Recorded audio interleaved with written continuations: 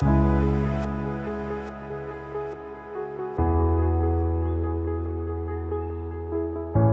no Direito Tributário em Destaque de hoje, nós vamos falar um pouco sobre as relevantes mudanças trazidas no Convênio ICMS número 109 de 2024. Eu sou o Tadeu Matsukura, associado da prática tributária do Tauil Schecker Advogados, associado a Meyer Brown, e a associada Lívia Lang, também da prática tributária, estará comigo hoje para trazer nossos comentários acerca desse convênio tão relevante. Como agenda para nossa apresentação, nós pretendemos inicialmente trazer uma introdução sobre a questão da não incidência do ICMS sobre as operações de transferência de mercadorias de um mesmo contribuinte. Nós vamos falar sobre o cenário tributário que levou à edição deste convênio ICMS número 109. Falaremos sobre as repercussões, todas as mudanças que este convênio 109 promoveu. E, finalmente, vamos concluir trazendo nossos comentários, bem o que esperamos com relação a este convênio. Passemos, então, à questão introdutória sobre como este convênio, o ICMS 109, ele surgiu. Primeiramente, a gente precisa delinear, trazer algumas informações a respeito da incidência ou não incidência do ICMS. O ICMS ele é um imposto que tem como fato gerador a transferência de mercadorias. Essa transferência de mercadorias, segundo o entendimento doutrinário, ela sempre ocorrerá quando tiver uma transferência de cunho mercantil, isto é, quando houver uma transferência de titularidade do bem. Então, num exemplo prático, haverá incidência do ICMS na hipótese de um contribuinte qualquer adquirir um bem, por exemplo, de um mercado. Então, o mercado ele vai transferir a titularidade deste bem e, ao transferir a titularidade desse bem para o consumidor, haverá incidência, portanto, do imposto do ICMS. Em paralelo, toda a ideia do ICMS, da incidência do ICMS, foi formando uma doutrina e essa doutrina ela concluiu que não haveria possibilidade de incidência do ICMS na hipótese de transferência de mercadorias entre estabelecimentos de um mesmo contribuinte. Então, se um contribuinte, por exemplo, possui uma filial em São Paulo e outra filial no estado do Rio de Janeiro, se houvesse um mero trânsito dessa mercadoria entre a filial de São Paulo e o Rio de Janeiro, não seria possível incidir o ICMS justamente por conta da ausência de transferência de titularidade, da ausência de mercantilidade dessa transferência. Esse entendimento, ele sempre foi consignado pela doutrina, só que a despeito desse entendimento ter sido formado, as legislações estaduais, principalmente a Lei Complementar número 87 de 96, a Lei Candir, e também as legislações estaduais que seguiram a Lei Complementar, elas sempre consignaram que essa hipótese de transferência de mercadorias de um mesmo contribuinte para diferentes estabelecimentos iriam atrair a incidência do ICMS.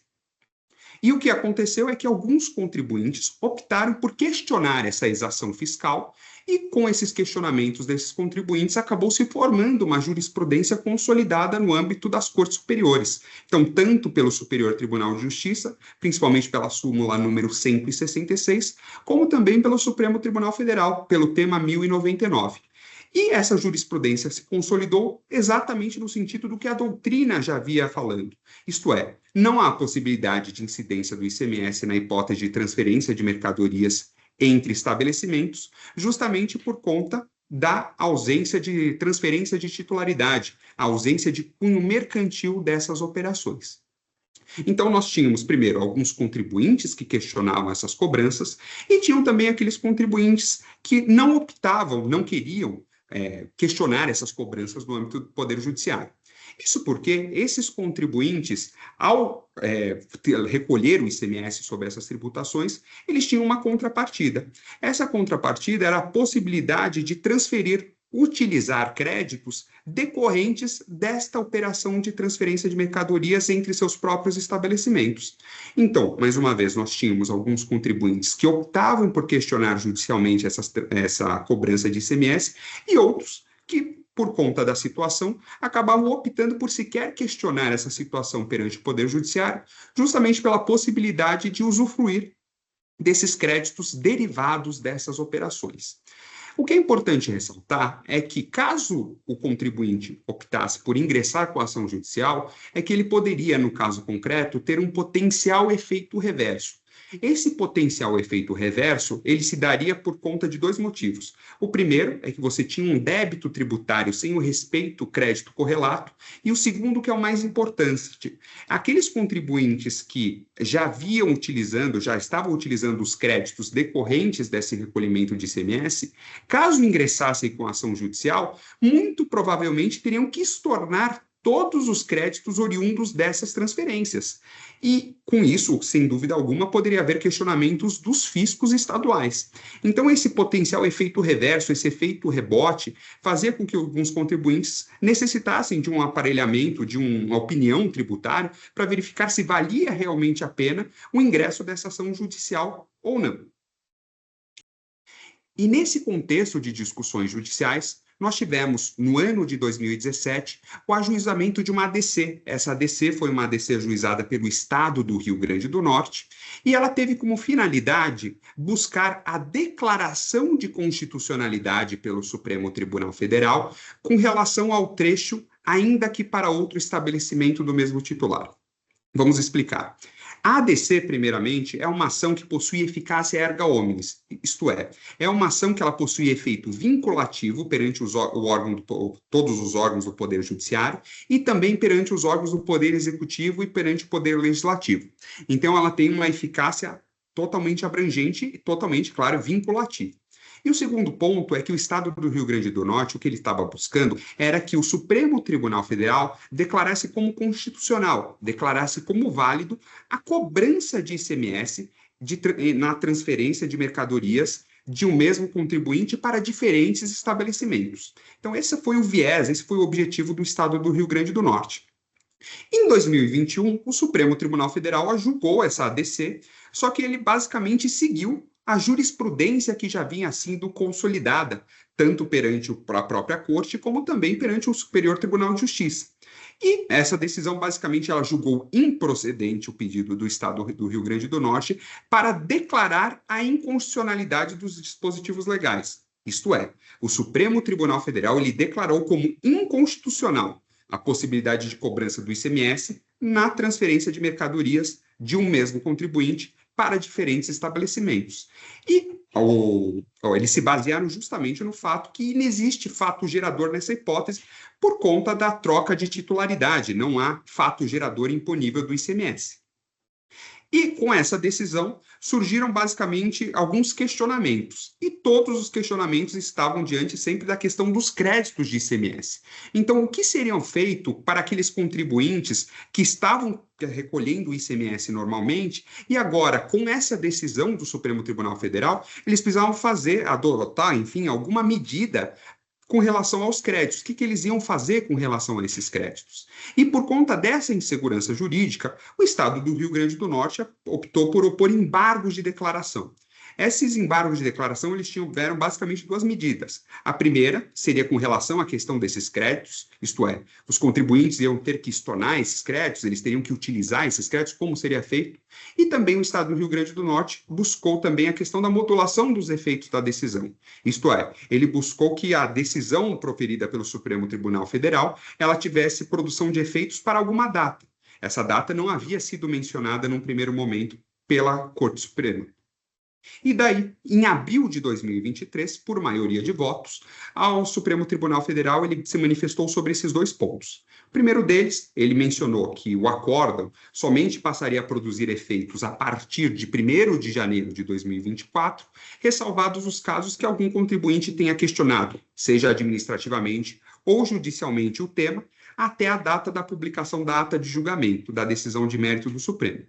E o outro ponto que o Supremo Tribunal Federal se manifestou é que todos os estados deveriam regulamentar acerca da transferência de créditos de ICMS entre estabelecimentos do mesmo titular. E caso os estados não regulamentassem a matéria até 1º de janeiro de 2024, ficaria reconhecido automaticamente o direito dos contribuintes de utilizarem, de transferirem os créditos. Diante dessa situação e dessa imposição do Supremo Tribunal Federal, os estados começaram a se movimentar no sentido de regulamentar a utilização desses créditos de ICMS. E o tema foi primeiramente disciplinado pelo convênio ICMS número 178, de 1º de dezembro de 2023.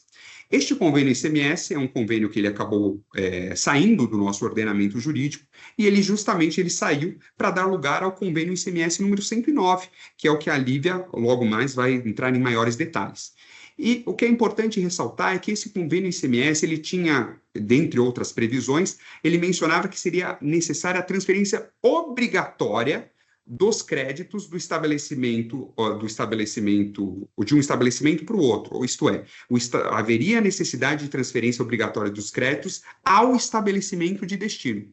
Isso também gerou uma série de questionamentos no começo do mês de dezembro, e com essa situação nós tivemos um segundo momento legislativo, que foi com relação à Lei Complementar número 204. Esta lei complementar, ela altera agora a Lei Candir, que é a Lei Complementar 87 de 96, e ela basicamente vai adotar duas grandes mudanças. A primeira é que ela segue, claro, o que foi dito pelo Supremo Tribunal Federal. Isto é, não há incidência de ICMS na hipótese de transferência de mercadorias de um mesmo contribuinte para diferentes estabelecimentos. Além dessa medida que ela acaba por adotar, essa lei complementar ela traz a previsão do parágrafo 5º. E essa previsão do parágrafo 5º ela vai na contramão do convênio ICMS número 178. Isso porque esse parágrafo 5º ele prevê que o contribuinte poderá optar, então ele dá a possibilidade do contribuinte optar por transferir suas mercadorias para outros estabelecimentos, equiparando essa transferência como se a operação fosse sujeita à tributação de ICMS. Então, ela não é sujeita, propriamente dita, ao ICMS, mas ela é equiparada à tributação do ICMS, e nessa hipótese, o contribuinte poderia se utilizar, aí sim, dos créditos de ICMS. Então, diferentemente do convênio ICMS 178, que previa uma obrigatoriedade, a lei complementar, essa sim, a nosso juízo, que teria competência para regulamentar sobre o tema, ela diz que o contribuinte ela teria opção de equiparar a transferência para fins, equiparar a transferência sujeita à ocorrência do fato gerador para fins de utilização dos seus créditos. Então, é neste contexto de convênio ICMS número 178, vindo no começo de dezembro de 2023, a lei complementar número 204 de 2023, vindo já no dia 28 de dezembro, que veio posteriormente o convênio ICMS número 109 de 2024. E eu passo agora a palavra para a Lívia Lang, que ela vai expor um pouquinho mais dos detalhes, de todos os pormenores deste convênio de ICMS número 109 de 2024. Muito obrigado.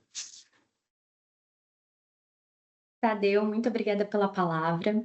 Então, diante de todo esse contexto, sobreveio o convênio 109, que veio justamente ajustar a regulamentação sobre as remessas interestaduais de mercadorias entre estabelecimentos da mesma titularidade. Entre as principais inovações trazidas pelo novo convênio, destacam-se a opção pela transferência de créditos, a equiparação da operação tributada e a delimitação da base de cálculo e o limite de créditos. Então, diferentemente do convênio 178 de 2023, que impunha a obrigação de transferência do crédito de ICMS do estabelecimento de origem para o estabelecimento de destino, o novo convênio concede ao contribuinte a possibilidade de escolher entre duas opções: transferir os créditos ou tratar a operação como tributada. Então, apesar de convênio 109 não falar expressamente que a transferência dos créditos é uma faculdade do contribuinte, é o que se extrai da interpretação sistemática do seu texto.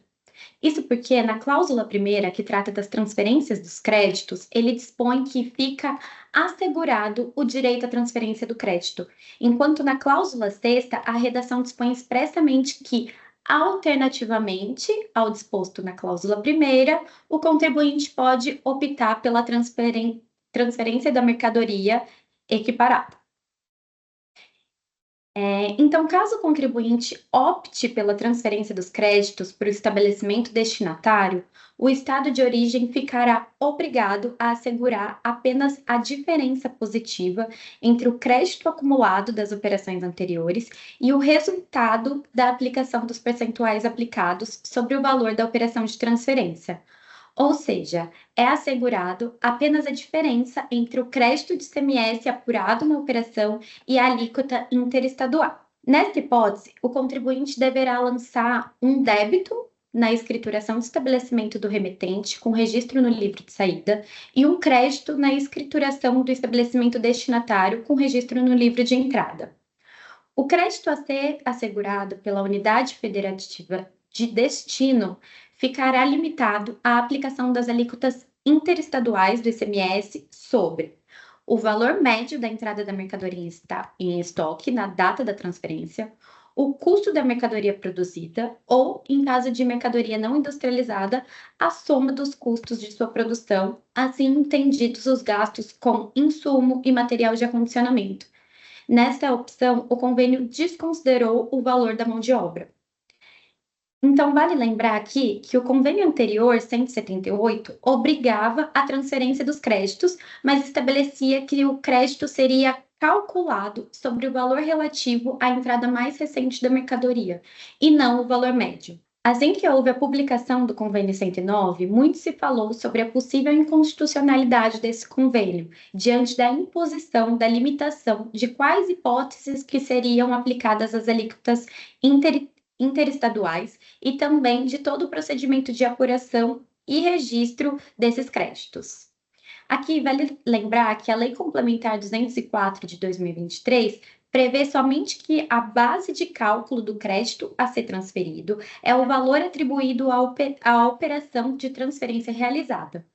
Assim, tem se questionado se o convênio 109 teria, de uma forma inconstitucional, invadido a atribuição da lei complementar de definir a base de cálculo e a incidência dos impostos, já que houve a criação de novos requisitos. A outra alternativa prevista pelo convênio seria a equiparação da operação como tributada.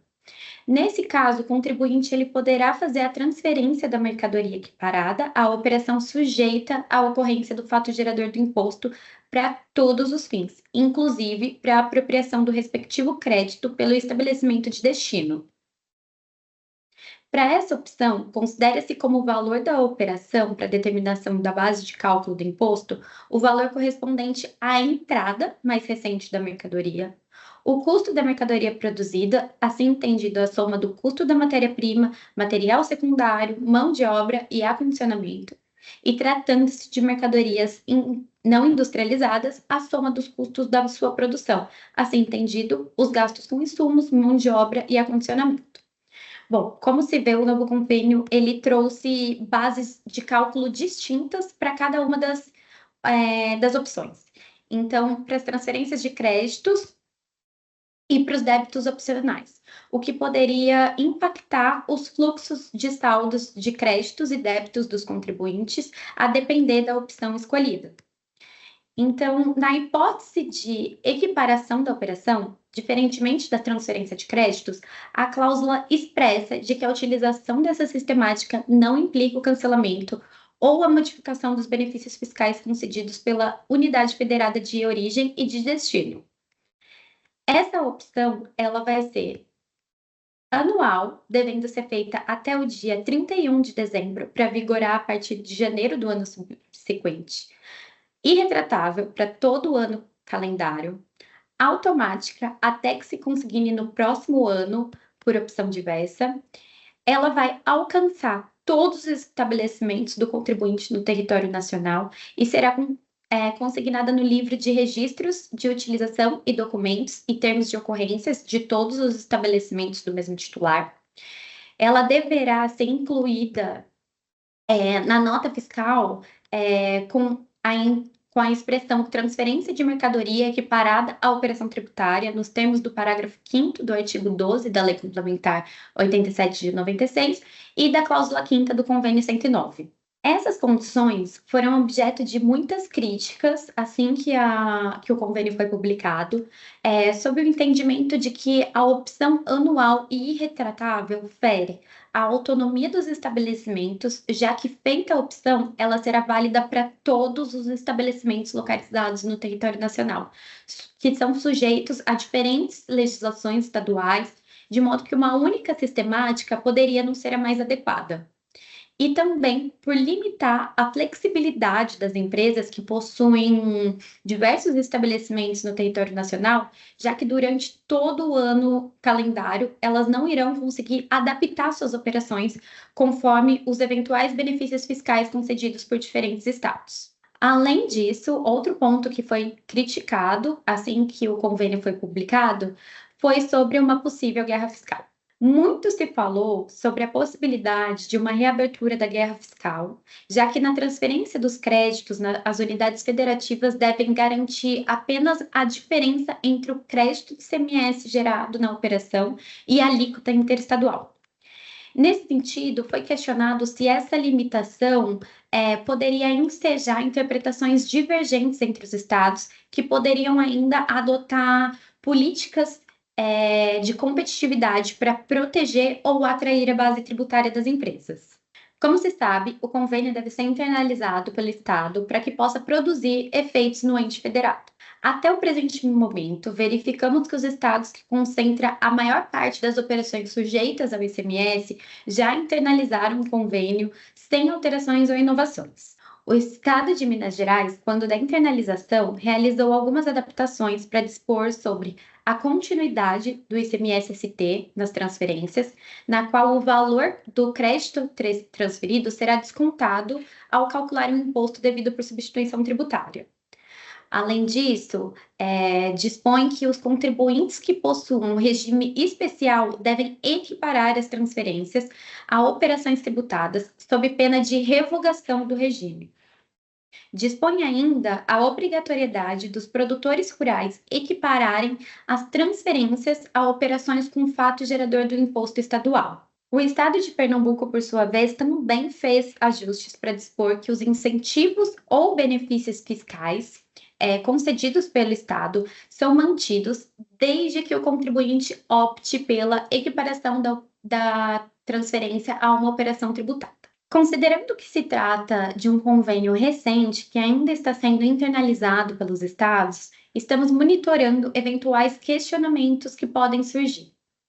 De todo modo, diante de todo o exposto, o Convênio 109 apresentou-se mais benéfico em relação ao Convênio 178, já que ele traz a possibilidade de o contribuinte tratar a operação como tributada.